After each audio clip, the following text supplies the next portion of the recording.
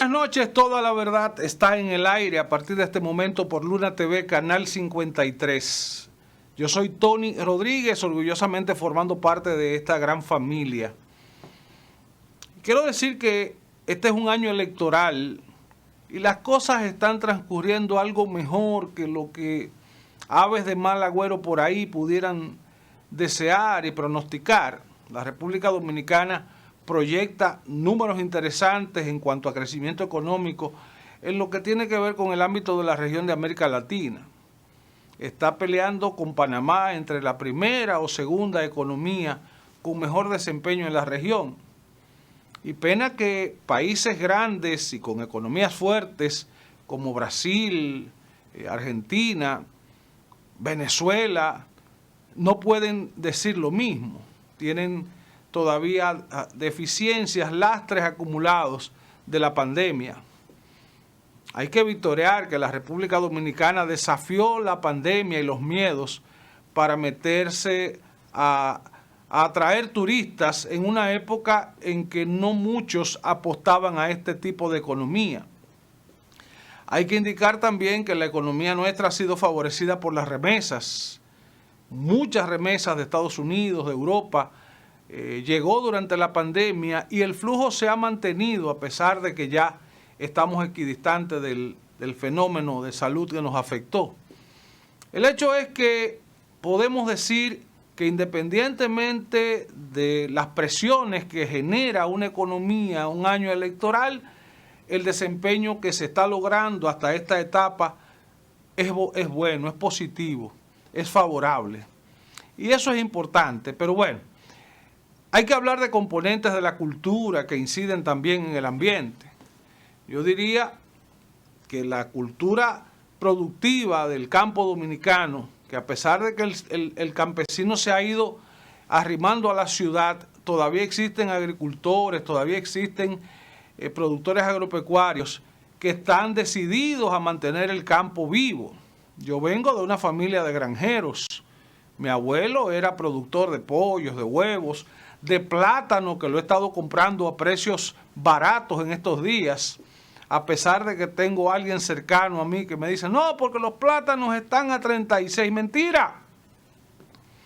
¡Mentira! Hay una bocina por ahí que se para en una avenida por la que yo circulo que me habla de plátanos a 5 pesos de la finca de mi papá. Es verdad que algunos son a 6, a 7 y hasta 8 y que no son grandes, pero son plátanos criollos que tienen un mejor perfil, una mejor digestión que los plátanos del tipo FIA que se han popularizado en el país por ciertas enfermedades que han atacado nuestros cultivos. Pero somos un país de arroz. ¿Y desde cuándo comen arroz los dominicanos? ¿Y qué proporción de arroz se produce aquí como para abastecer el consumo nacional? Señores, el dominicano casi todo el arroz que consume es arroz criollo. Hay un componente importado, lo admito, pero casi todo el arroz que se consume en la República Dominicana se produce en campos de Bonao, La Vega, Navarrete, hasta Dajabón hay arroz sembrado gracias a los canales de reguío. Y como este ha sido un año donde la lluvia hasta ahora ha apoyado al campo, aunque ha habido inundaciones en las ciudades, esa lluvia favorece al arroz, que es un cultivo que requiere de mucha humedad. Pero tenemos cacao, que tiene un precio en este momento a nivel mundial de lo más alto. Y eso favorece al productor. Eso favorece incluso la exportación para el país. Y tenemos otros productos menores que también apoyan la economía, apoyan la alimentación del pueblo dominicano, que si bien es cierto, hay carestía, hay inflación, hay componentes de materia prima importada que afectan los precios de los productos y de la producción en el campo, no menos cierto es que importante primero que exista abundancia, que no tengamos que traer una arepita desde fuera, que no tengamos que importar una sardina desde fuera, porque si la queremos lo tenemos como un producto complementario en nuestra mesa y no como algo indispensable para poder sobrevivir. Entonces hay que hablar de indicadores de hambre, porque la pobreza es un fenómeno latente. Voy a hablar un poco más adelante de esto. Pero independientemente de esto, la producción en República Dominicana es casi autosuficiente para lo que demanda el consumo, a menos de que tenemos un componente poblacional extranjero que se ha mudado aquí, a menos de que tenemos una cantidad de turistas que permanentemente se mantienen gravitando en nuestros hoteles, en nuestros lugares de playa. En fin, esos componentes que favorecen a la economía, muy a pesar, señores, de que este es un año electoral que, como es normal, está viciado de mitos y de presiones de sectores que juegan a lo negativo, porque hacer denuncias bravas que perjudiquen la imagen del gobierno tiende a sumarle votos a la oposición. Y la oposición a veces también tiende a echarle un poquito de fermento, de burbujas a las cosas que hace, a los logros que tiene, por el hecho de que eso le suma votos. Ese es el rejuego de un proceso electoral, de un periodo de elecciones. Pero fuera de eso, la economía dominicana está proyectando buenos números y eso se debe a la gente que trabaja. Eso se debe a la clase empresarial que tenemos. Eso se debe a los emprendedores que han ido surgiendo, especialmente después de la pandemia. Eso se debe a una gestión de gobierno, porque vamos a ver las cosas en sentido plano, en sentido horizontal.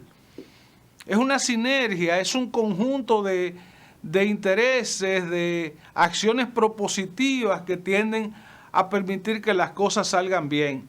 Y no quiero entrar en detalles con debilidades que tenemos en la educación, en la salud, en el transporte.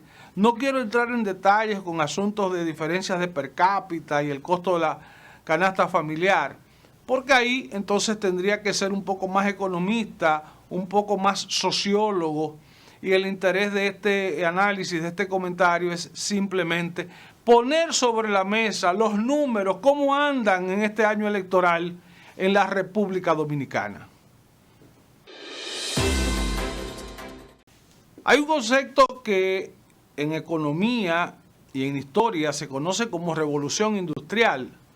Tendríamos entonces que remontarnos al siglo XIX, a Europa, el mundo occidental, para conocer lo que pasó después de la Revolución Francesa. En 1789 decapitan al rey Luis y resulta que a partir de ahí nace la democracia, nace la oportunidad del capitalismo, se dinamiza la industria, pasa de ser un modelo de simple artesanía a un modelo ya de producción masiva, y entonces fluyen las riquezas y el mundo cambia. Eso fue a partir del siglo XIX. El hecho es que después de ahí hemos tenido varias revoluciones, porque la revolución que tiene que ver con la polea, con las ruedas, con el régimen de libertad, con la apertura económica, bueno, eso constituyó una gran revolución, un adelanto para la humanidad.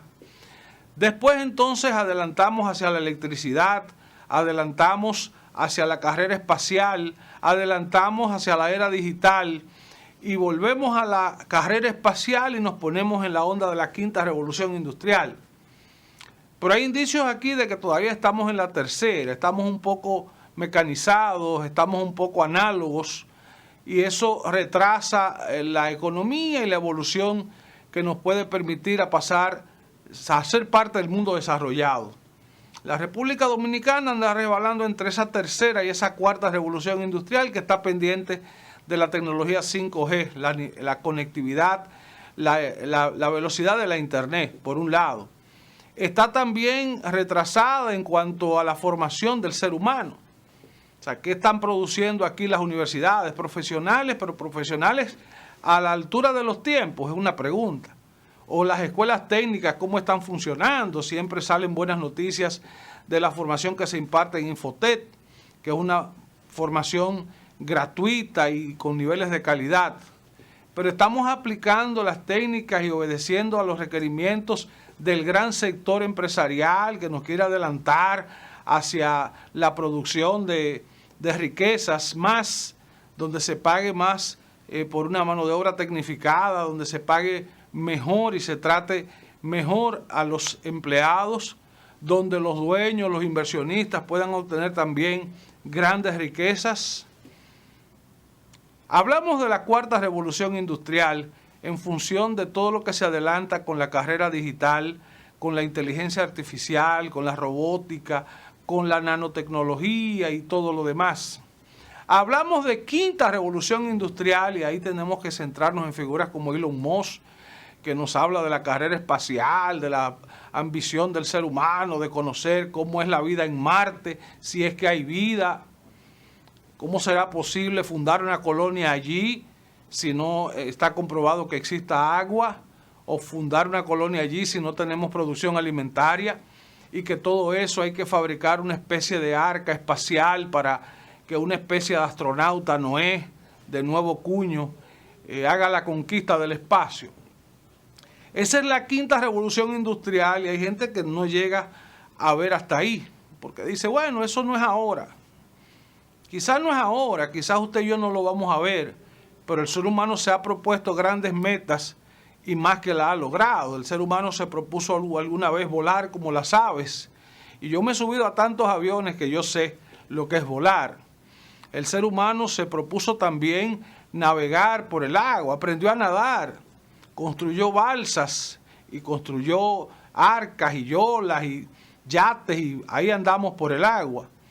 Ese ser humano que se ha propuesto tantas cosas logrables, con su inteligencia, con su paciencia, con sus niveles de habilidad y la sinergia misma, conectando un cerebro del otro. Y ahora que estamos en tiempos en que la propia inteligencia se ha ido conectando con factores artificiales de la tecnología, pienso que el adelanto que ha de dar la humanidad en esta época, siglo XXI, será todavía mucho más.